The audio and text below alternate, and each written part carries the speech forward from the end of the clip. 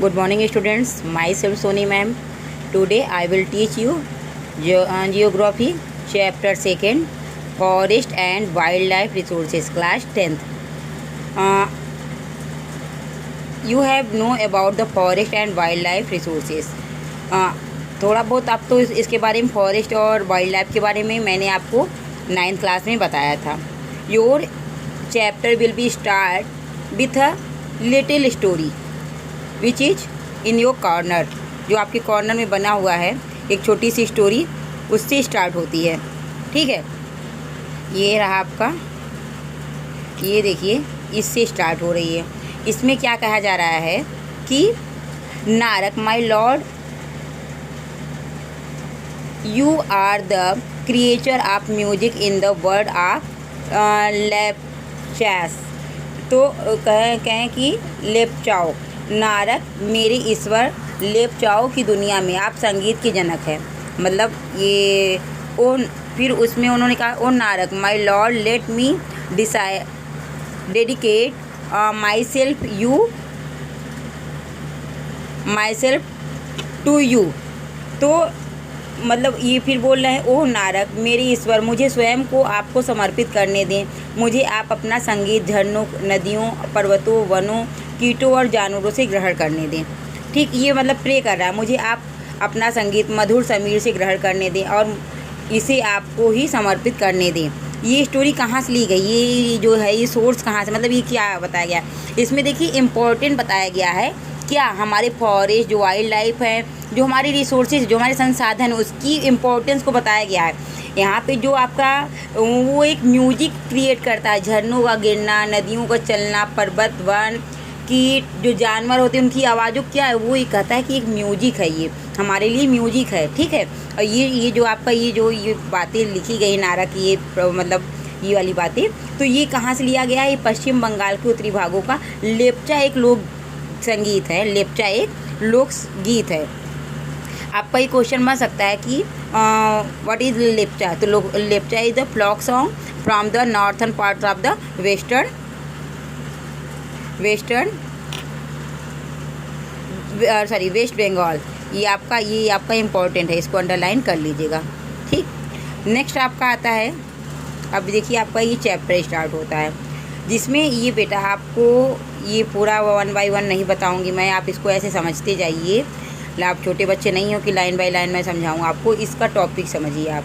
देखिए जो हम लोग जिस ग्रह पर रहते हैं वह सूक्ष्म जीवों और बैक्टीरिया, जहाँ पे आपके विभिन्न प्रकार के जीव जंतु, कीटनाशक, ठीक है, हाथी, बड़ी से बड़ी मछलियाँ जैसे वेल मछलियाँ हुई, करोड़ों दूसरे जीवधारियों के साथ रहते हैं.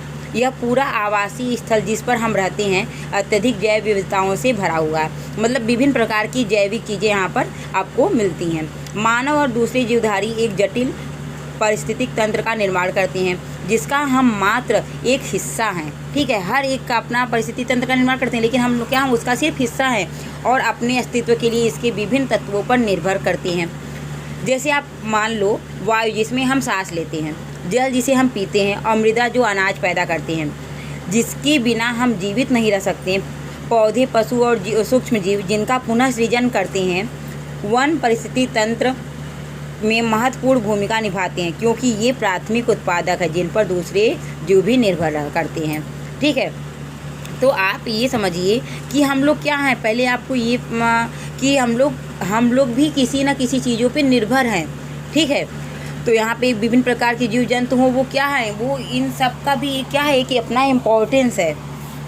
वन्य जीव और कृषि फसल उपजातियों में अत्यधिक जैव विविधताएं पाई जाती हैं और यह आकार और कार में विभिन्न हैं, परंतु अंतर्निर्भरता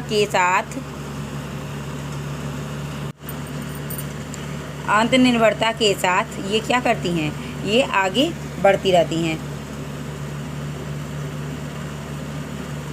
जटिल जाल द्वारा एक तंत्र में गुथी हुई हैं. ठीक है, तो ये आपका देखिए ये है. फिर इसमें जो है आपका, इसमें आता है आपका नेक्स्ट है जो ये flora and fauna in India. मतलब क्या, भारत में वनस्पति जात और प्राणी जात. तो आप जानते हैं यदि आपके आसपास नज़र दौड़ाओगे अपने आसपास में, तो आप पाएंगे कि कुछ ऐसे प्राणी और पौधे हैं जो आपके क्षेत्र में ही पाए जाते हैं।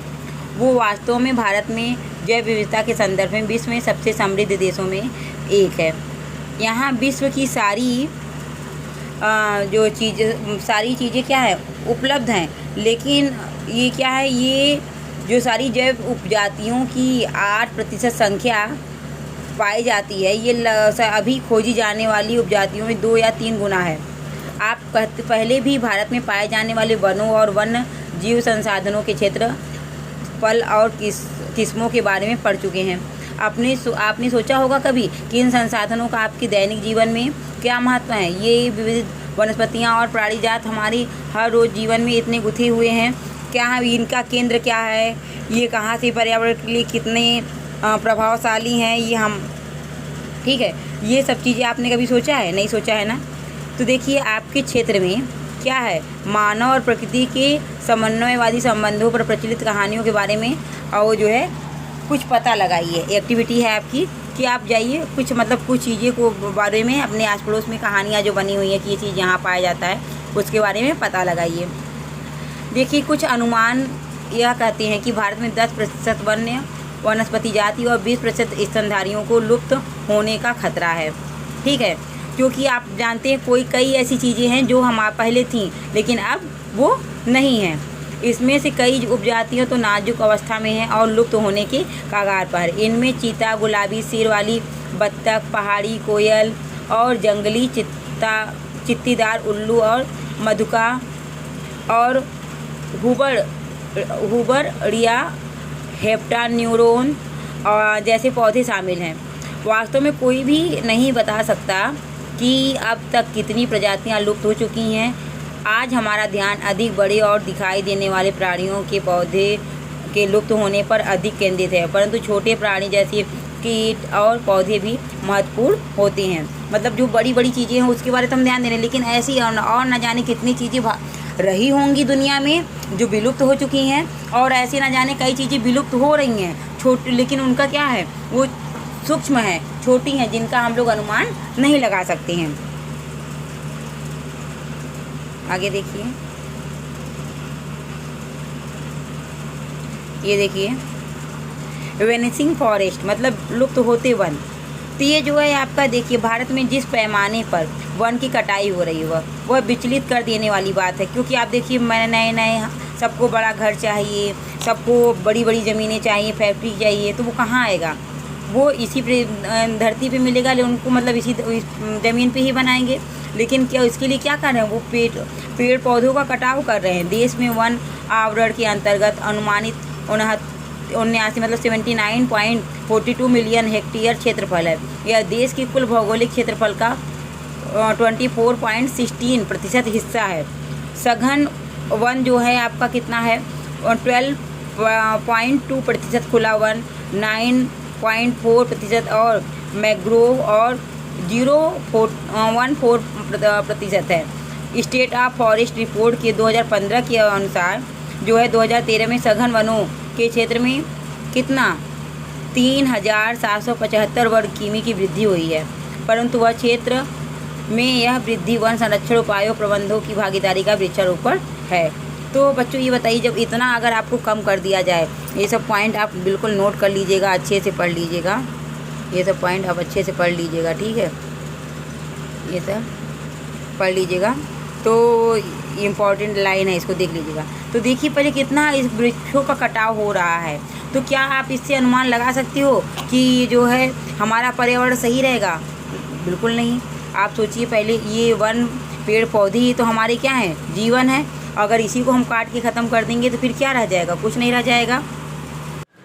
इसी प्रकार आपका देखिए, ये जो है आपका नॉर्मल स्पाइसेस है, जिसमें क्या है सामान्य जातियाँ, ये जातियाँ जिनकी संख्या क्या है, जिनकी संख्या जीवित रहने के लिए सामान्य मानी जाती है, जैसे पशु, साल, चीड़ और किंतक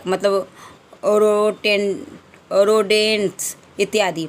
फिर ये देखिए आपका इंडेंजर्ड स्पाइसेस, जो किनका क्या है, ये संकटग्रस्त जातियाँ, वे जातियाँ जिनके लुप्त होने का खतरा है, जिन विषम परिस्थितियों के कारण इनकी संख्या कम हुई है। यदि वे जारी रहती है तो इन जातियों का जीवित रहना कठिन है।